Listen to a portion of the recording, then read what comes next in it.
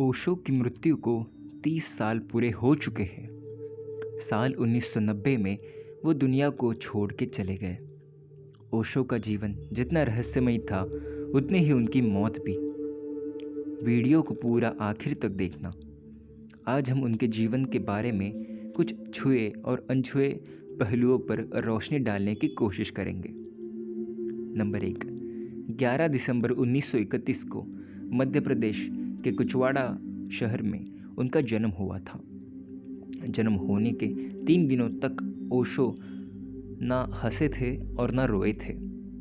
बचपन से ही उन्हें किताबों से लगाव था। 12 साल की उम्र में रात में शमशान जाते थे ओशो। वे यह पता करने जाते थे कि आखिर मरने के बाद मनुष्य कहाँ जाता है। और तो और दोस्तों को पानी में भी डुबा देते थे, क्योंकि वे जानना चाहते थे कि मरना क्या होता है। नंबर 2, बचपन में बनारस में ज्योतिष विद्वानों ने ओशो की जन्मपत्र देखकर कहा था कि इस बालक के 21 साल का होने तक हर 7 साल में मृत्यु का योग है, लेकिन अगर ये बच गया तो उसकी बुद्ध होने की भी संभावना है। नंबर 3, 21 मार्च 1953 को एक पेड़ के नीचे ओशो को संबोधि प्राप्त हुई। उस वक्त वे जबलपुर कॉलेज से फिलोसॉफी की पढ़ाई कर रहे थे। बाद में वो जबलपुर कॉलेज में लेक्चरर के तौर पर काम करने लगे। उन्होंने अलग अलग धर्म और विचारधारा पर अपने मत और प्रवचन दिए।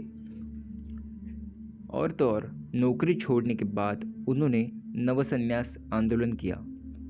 उसके बाद उन्होंने खुद ओशो कहना शुरू कर दिया।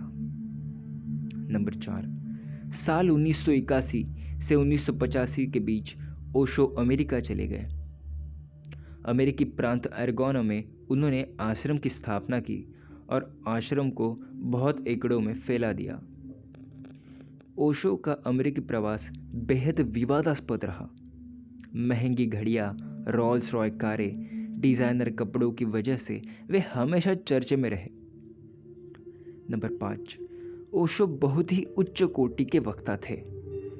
मुझे माफ करना, मुझसे गलती हो गई।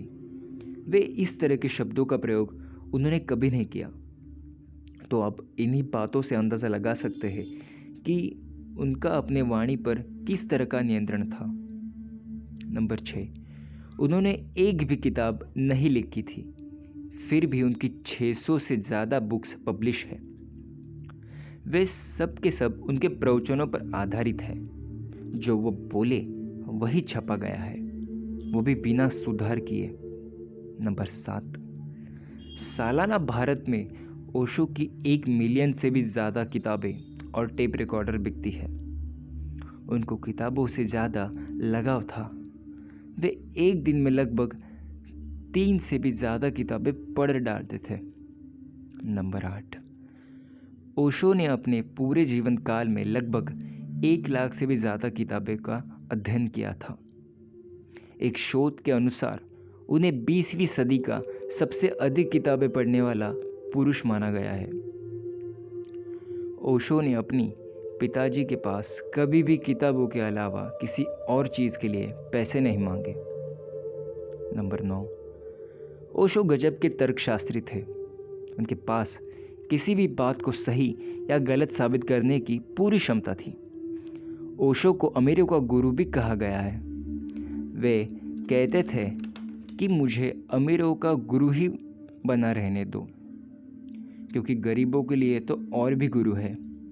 उनका यह मानना था कि अमीर होना कोई बुरी बात नहीं है, क्योंकि एक अमीर ही धन की व्यर्थता को समझ सकता है।